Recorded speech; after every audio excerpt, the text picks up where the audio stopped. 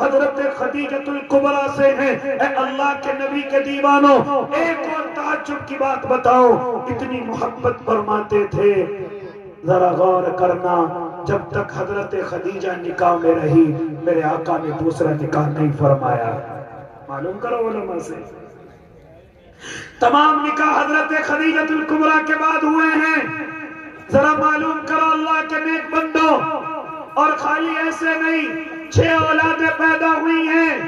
جب دنیا سے رخصت ہو گئی تھی تو کبھی کبھی میرے اور آپ کے آقا حضرت خدیجہ کی یاد میں جانور کو پکڑتے تھے، ذبح کرتے تھے، اور جتنی بھی حضرت خدیجہ سے ملنے والی سہیلیاں ان کے گھروں میں محبت کرنے والی ہوتی تھی، میرے اور آپ کے آقا گوشت کی ڈھیریاں لگاتے اور تمام گھروں کے اندر حضرت خدیجہ کے دنیا سے جانے کے بعد ان کی محبت میں بھیجا کرتے تھے۔ اے اللہ کے نیک بندے، کہاں تک گفتگو کروں؟ مفتی طیب صاحب تشریف فرما ہے، ذرا سن اللہ کے نیک بندے کتنی محبت فرماتے تھے۔ فرماتی حضرت عائشہ ایک مرتبہ میرے پاس لیٹے ہوئے ہیں، آرام فرما رہے ہیں، کسی نے کنڈی کھٹکھٹائی، کسی نے آ کر کے ہمارے گھر کا دروازہ بجایا۔ حضرت عائشہ فرماتی ہیں اگر کوئی کنڈی کھٹکھٹاتا تو مجھے حکم نہ فرماتے تھے، بلکہ خود کھڑے ہو کر کے جایا کرتے تھے اور دروازہ کھولتے تھے۔ وہ اللہ کے نیک بندوں، ذرا محبت کا اندازہ کرو۔ حضرت عائشہ فرماتی ہیں، صدیقہ رضی اللہ تعالی عنہا فرماتی ہیں کہ ایک مرتبہ کنڈی بجی ہے، میرے آقا نے دروازہ کھولا، دیکھا کہ دروازے پر ایک بوڑھی اماں لکڑی کا سہارا لیے ہوئے، ڈنڈے کا سہارا لیے ہوئے دروازے پر کھڑی ہوئی ہیں۔ آقا کو دیکھ کر کے وہ بوڑھی اماں رونے لگتی ہیں، میرے آقا بھی ان کو دیکھ کر کے رونے لگتے ہیں، یہاں تک کہ کافی دیر ہو گئی، زاروں قطار رو رہے ہیں، بوڑھی اماں بھی رو رہی ہیں، اللہ کے نبی بھی رو رہے ہیں، آپس میں بات نہیں کرتے، صرف آنسو بہا رہے ہیں۔ اے اللہ کے نیک بندو، جب روتے روتے کھڑے کھڑے تھک گئے، دونوں بیٹھ گئے، اماں بھی بیٹھ گئی، آقا بھی بیٹھ گئے، اب بیٹھ کر کے رونے لگے۔ جب کافی دیر ہو گئی، اللہ کے نبی نے آواز لگائی، اے میری حمیرہ ذرا دیکھو گھر میں کوئی چیز کھانے کے لیے ہے۔ حضرت عائشہ صدیقہ فرماتی ہیں میں گھر کے اندر گئی، میں کچھ کھجوریں لے کر کے آئی، میرے آقا نے اس اماں کو پیش کر دیے۔ جب وہ کھجور لے کر کے فارغ ہو گئی، اب دوسری آواز لگائی اور فرمایا، اے حمیرہ، اے میری عائشہ ذرا دیکھو تمہارے کچھ کپڑے رکھے ہوئے ہوں گے، تمہارے کچھ پرانے یا تمہارے اپنے کپڑے رکھے ہوئے ہوں گے، ذرا ان کو لے کر کے آؤ۔ حضرت عائشہ فرماتی ہیں میں اپنے کپڑے لے کر کے گئی، میرے آقا نے وہ کپڑے اس بوڑھی اماں کو دے دیے، میری ہمت نہ ہوئی۔ اے اللہ کے نبی، اے میرے محبوب، آخر یہ عورت کون ہے جس کی اتنی قدر کر رہے ہو، آنسو بہا رہے ہو؟ چنانچہ فرماتے ایک مرتبہ موقع ملا، میں نے معلوم کیا اللہ کے نبی وہ عورت کون تھی اتنی قدر فرما رہے تھے، وہ عورت کون تھی؟ میرے آقا کی آنکھوں میں آنسو آ گئے، فرماتے صدیقہ وہ میری خدیجہ کی سہیلی تھی، وہ میری خدیجہ کے ساتھ رہتی تھی، وہ جب میری خدیجہ سے ملنے آتی تھی تو میری خدیجہ بھی ایسے کھانے کی چیزیں دیتی تھی، کپڑے دیتی تھی۔ فرماتے ہیں آج جب وہ میرے سامنے آئی مجھے میری خدیجہ کی یاد آ گئی، میری آنکھوں میں آنسو آ گئے۔ مرنے کے بعد بھی محبت فرماتے تھے، دنیا سے جانے کے بعد بھی محبت فرماتے تھے۔ یہ سبق دے کر کے گئے، فرماتے تھے کبھی کبھی حضرت عائشہ غصے میں ہو جاتی تھی، فرماتی تھی محبوب اس بوڑھی اس سفید جبڑے والی کو اتنا کیوں یاد کرتے ہو، اتنا کیوں یاد کرتے ہو؟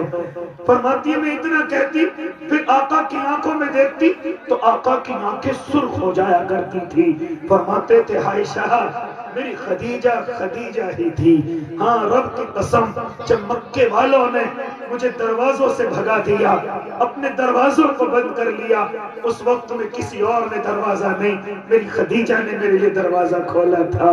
کیسے اس کو یاد نہ کروں؟ جب ابتدائے اسلام میں اسلام بڑا کمزور حالت میں تھا، سارے غلام سارے کمزور، سارے غریب اسلام کے سائے میں آ رہے تھے. کوئی کھانے کی چیز نہیں تھی، رکھنے اور پہننے کی چیز نہیں تھی. اس وقت میں میری خدیجہ نے سارا مال اللہ کی محبت میں اس لیے قربان کر دیا تھا تاکہ اسلام مضبوط ہو جائے. میں خدیجہ کو کیوں نہ یاد کروں. فرماتے ہیں جب مجھے نبی بنایا گیا، میں غار حرا سے لڑکتا ہوا، لہراتا ہوا، اپنے قدموں کو ایک جگہ نہ جمتے ہوئے دیکھ کر جیسے ہی میں ہوتا ہوا آ رہا تھا، اس وقت میں سینے سے لگانے والی کوئی اور نہیں. میں نے کہا خدیجہ مجھے ایسا لگتا ہے مجھے نبی بنا دیا ہے. خدیجہ کہتی ہاں مجھے بھی لگتا ہے، لیکن میں نے ایک بات اور کہی، اے میری خدیجہ اس وقت میں مجھے کون نبی مانے گا، کون میری دعوت کو قبول کرے گا. آقا فرماتے تھے میری خدیجہ نے جو حوصلہ افزائی کی اور فرمایا تھا محمد عربی آپ سب سے پہلے دین کی دعوت مجھے دیجئے، میں آپ کو نبی مانتی ہوں اور اللہ پر ایمان لاتی ہوں. میں کیوں نہ ان کو یاد کروں. اس لیے اللہ کے نیک بندو، میرے آقا کے آنے سے پہلے کوئی قدر ان عورتوں کی نہ تھی.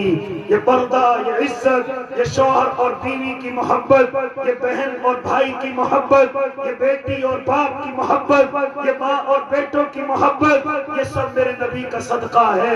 ورنہ کوئی قدر نہیں جانتا تھا، کوئی عزت نہیں جانتا تھا.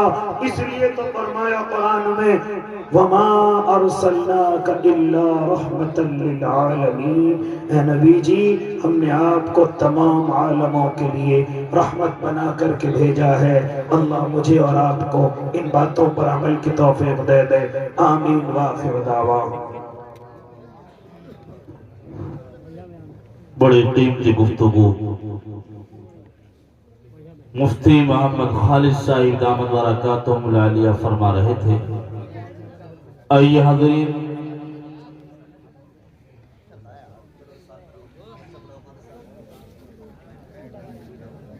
پروگرام بڑے ہی آب و تاب کے ساتھ اپنی منزل کی طرف محو سفر ہے، جہاں کرداروں کی جوش و خروش نے محفل کے وقار کو دوبالا کیا، وہیں پر آپ کی توجہ انہماک نے چار چاند لگا دیے.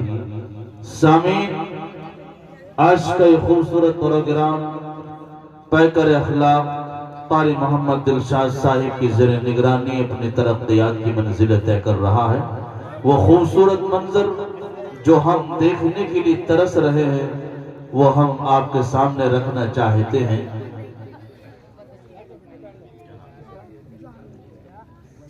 عزیزم، حافظ محمد انس سلمہ ولد جناب محمد شاکر اسی سرزمین سے تعلق رکھنے والا یہ بچہ ہے. والد محترم، والدہ، رشتہ دار، خاندان والے سبھی مبارکبادی کے مستحق ہیں. یہ بچہ اسٹیج پر آ جائے. علماء اکرام، ائمہ اعظام جو بھی اسٹیج پر جلوہ افروز ہوں ان سے میری گزارش اپنے دست شفقتوں سے اس بچے کے سر پر دستار فضیلت عطا فرما دیں. اس بچے کے والد محترم میری اگر آواز سن رہے ہو وہ بھی اسٹیج پر تشریف لے آئیں. یہ آپ کا بچہ ہے، بڑا خوبصورت منظر ہے. یقیناً یہ بچہ کل قیامت کے میدان میں ہوگا. اللہ تبارک و تعالی سے سفارش کرے گا، اللہ میرے ماں باپ نے مجھے پڑھایا، مزدوریاں کی، اپنے پیٹ کو نہیں دیکھا، لیکن اللہ تبارک و تعالی کی